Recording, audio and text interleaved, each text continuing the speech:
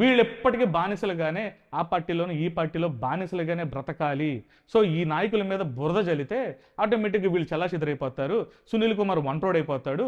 ఆ తర్వాత మనకు అనవసరం, మనకి ఏ ప్రమాదం ఉండదు వచ్చే ఎన్నికలకో లేకపోతే రేపొద్దున జరిగే పంచాయతీ ఎలక్షన్లకో అనేది వాళ్ళ భయం. అందుకు సునీల్ కుమార్ టార్గెట్. కానీ సునీల్ కుమార్ ఏమన్నా లక్షల కోట్లు, వేల కోట్లు, వందల కోట్లు ఏమన్నా అవినీతి చేశాడా, భూ కబ్జాలు చేశాడా? ఉంటే చూపించాలి కదా. ఇప్పటికే పోనీ గత ప్రభుత్వం చేస్తా ఉంటే ప్రతిపక్షం ఎందుకు మూసుకొని కూర్చుంది? అప్పట్లో గత ప్రభుత్వంలో ఈయన ఇన్ని అరాచకాలు చేసి ఉంటే ఎందుకు మూసుకొని కూర్చుంది? అప్పుడు ఎందుకు లెక్కలు చూపించలేదు? ఇప్పుడు చూపించట్లేదు అనుకోండి. ఏంటంటే ఆ నాయకత్వాన్ని చంపాలి. కూటమి టార్గెట్ ఏంటంటే సునీల్ కుమార్లో ఉన్నటువంటి నాయకత్వాన్ని, ఆయన వెనకమాల ఉన్న జనాల్ని దూరం చేయాలి. దూరం చేయాలంటే సునీల్ కుమార్ ఒక దొంగ, మంచోడు కాదు, నాయకుడిగా పనికిరాడు అని చెప్పేసి ఈ రకమైన బురద చల్లటానికే ఈ సస్పెన్షన్కి ఈ రకరకాల అర్థాలు తీసుకొస్తా. రేపొద్దున అరెస్ట్ చేస్తారు, అవి చేస్తారు, చేయనండి అరెస్టు. చంద్రబాబు గారు జైలుకి వెళ్ళలేదా? 40 సంవత్సరాలు సీనియర్, భారతదేశంలోనే అత్యంత సీనియర్ అయిన చంద్రబాబు గారు 52 రోజులు సెంట్రల్ జైల్లో కూర్చోలేదా? లేకపోతే జగన్మోహన్ రెడ్డి గారు 16 నెలల్లో జైల్లో కూర్చోలేదా? అమిత్ షా జైల్లో కూర్చోలేదా? రాహుల్ గాంధీ జైల్లో కూర్చోలేదా? అలాగే పివి సునీల్ కుమార్ కూడా జైలుకి వెళ్తాడు. వెళ్ళి రానిండి. వెళ్ళొచ్చిన తర్వాత ఆయన ముఖ్యమంత్రి అవుతాడేమో. ఇంతమంది అంటే వాళ్ళైతే జైలుకి వెళ్ళొచ్చు. జైలుకి వెళ్ళొస్తే వాళ్ళేమో దేశ ఉద్ధారకులు, ఏ తప్పు చేయకూడదు. జైలుకి వెళ్ళొచ్చి రాజకీయ నాయకులు వాళ్ళు జైలుకి వెళ్ళొస్తే మాత్రం శుద్ధ పూసలు అనమాట.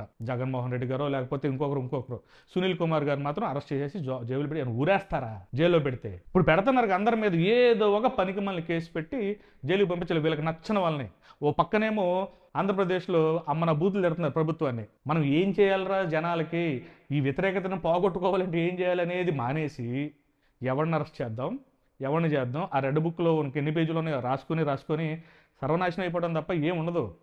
వ్యతిరేకత ఎంత పెరుగుతుంది అనేది ప్రభుత్వం మీద అది వదిలేసి మా అధికారం ఎంత ఉంది, మాకు ఇంత బాగా వెనకమాలు ఇంత ఉన్నాయి, వాళ్ళందరినీ చూసి మీరు పోసుకోవాలి, మీరు మా మాట వినాలి, మాకు బానిసలుగా ఉండాలి, మమ్మల్ని ఎప్పుడో 10 ఏళ్ల క్రితం మాట్లాడినా కానీ ఈరోజు దొరికితే మిమ్మల్ని బొక్కలేస్తాం, జైల్లో పెడతామని చెప్పేసి మాట్లాడుతుంది, చేస్తుంది తప్ప ప్రజలకి ఏం చేయాలి? రాష్ట్రాన్ని విజనరీ సంపద సృష్టిస్తామని చెప్పినటువంటి గొప్ప నాయకులు చెవిలో చెప్పమంటున్నారు, సలహాలు ఇవ్వమని చెప్పి సామాన్యుల్ని. ఎంత విడ్డూరం! ఎంతకాలం సాగిద్ది? ఏమన్నా సిఐగా చేసి ఏమన్నా ఇదయ్యాడా?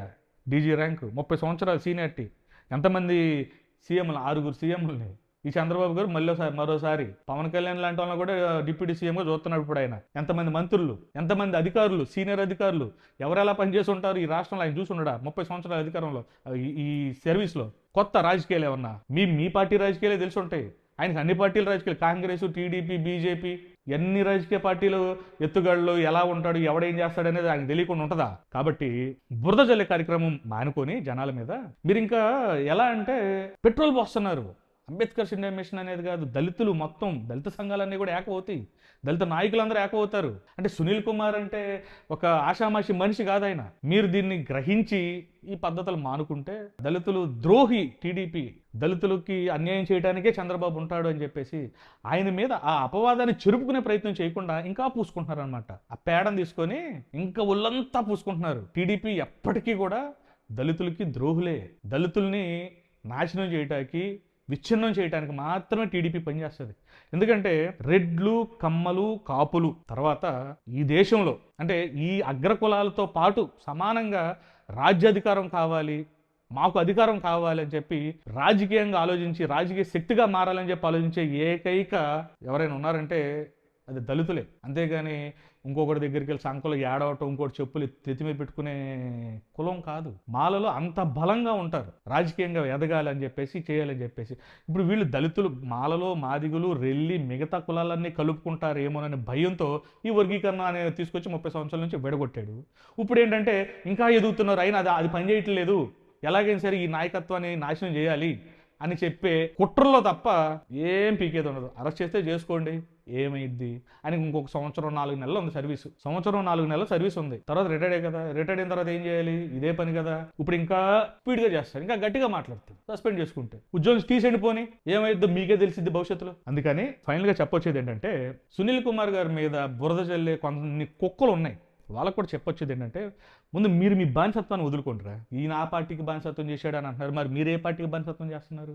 మీరు ఇంకో పార్టీకి బానిసత్వం చేస్తున్నారు. అసలు బానిసత్వం చేసిన అవసరం ఏమిటి? కొంతమంది అది ఉద్యోగాలు చేసే అతలు కూడా ఉన్నారు ఇందులో. వ్యతిరేకించే వాళ్ళలో. మీకు తెలియదారా? పై అధికారి కోసం పై అధికారి చెప్తే చెప్పులు నకమని నాకుతారు కదా కింద స్థాయి ఉద్యోగస్తులు కొంతమంది. అందరినీ కాదండు, నానా పనులని అడ్డమైన పనులన్నీ చేస్తారు కొంతమంది. ఈయన్ని వ్యతిరేకించే వాళ్ళలో ఉన్నారు వాళ్ళు కొంతమంది. వాళ్ళ గురించి నేను మాట్లాడుతుంది. మిగతా వాళ్ళకి నాకు సంబంధమే లేదు, మాట్లాడాల్సిన అవసరం కూడా లేదు.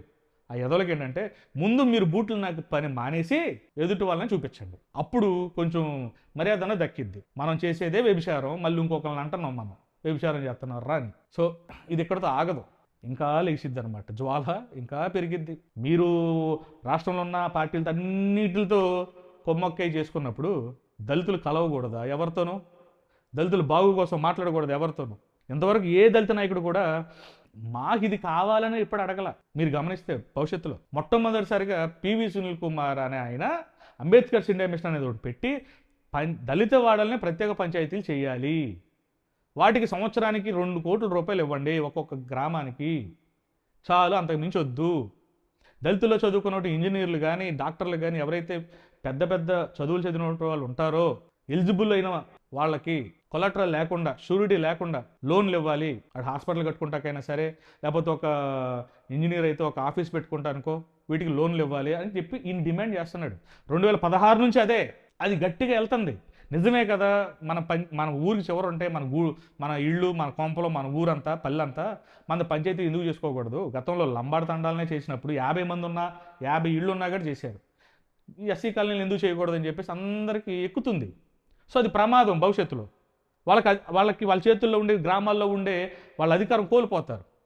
సో ఎస్సీలని మన చెప్పు చేతుల్లోనే ఉంచుకోవాలి, మన కాళ్ళ కిందే పెట్టుకోవాలి, మనం చెప్పినట్లే ఓటేయాలి, మనం చెప్పినోడే నిలబెట్టుకోవాలి, మనం ఆడించినట్లే ఆడాల సర్పంచులు కూడా అనే ఒక భయం పట్టుకుందనమాట. అది పోద్దామని. సో వాటన్నిటికీ మూల కారణం పివి సునీల్ కుమార్. ఆ పివి సునీల్ కుమార్నే తీసేస్తే ఏముండవు. సునీల్ కుమార్ని చూసి ఇంకొకటి తయారవుతాడేమో అని భయం.